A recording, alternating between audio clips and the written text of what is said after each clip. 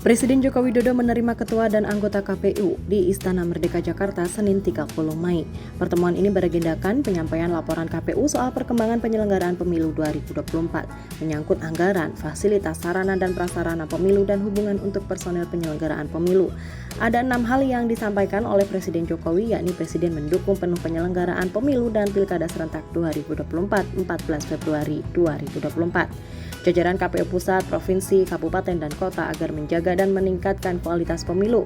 Masa kampanye harus dipersingkat, yakni menjadi 30 hari agar lebih efisien. Yang ketiga, bahwa Presiden berpesan kepada KPU, dalam arti KPU dan jajarannya, baik KPU Pusat, KPU Provinsi, Kabupaten, Kota, dan segenap penyelenggara pemilu di jajaran KPU, agar menjaga dan meningkatkan kualitas pemilu.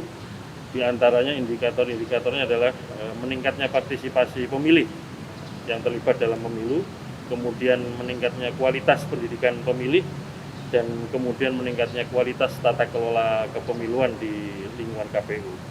Kemudian yang keempat adalah untuk aspek teknis kepemiluan, karena KPU ini sebagai pemimpin penyelenggara pemilu, Presiden mengingatkan dan juga menyampaikan pesan bahwa agar KPU selalu berhati-hati dalam tugas-tugas penyelenggara pemilu, karena yang namanya pemilu ini pasti politis ya, karena pemilu ini kan arena yang dianggap sah dan dianggap legal untuk meraih kekuasaan ataupun mempertahankan kekuasaan.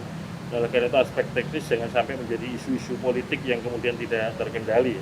Di antaranya seperti topik tentang pendaftaran pemilih, kemudian tentang tata kerja penyelenggaraan pemilu, dan juga proses-proses pemungutan penghitungan suara sampai dengan rekapitulasi dan penetapan hasil pemilu secara nasional, supaya kemudian ada efisien, profesional, efektif, dan akuntabel dan transparan. Kemudian topik yang kelima soal kampanye. Jadi Pak Presiden sebagaimana KPU juga sudah punya pandangan yang kira-kira hampir sama ya, bahwa sebisa mungkin kampanye ini dipersingkat supaya efisien dan juga tidak menimbulkan problem pembelahan masyarakat yang berlama-lama ya. Sehingga titik temunya adalah kampanye pada durasi 90 hari.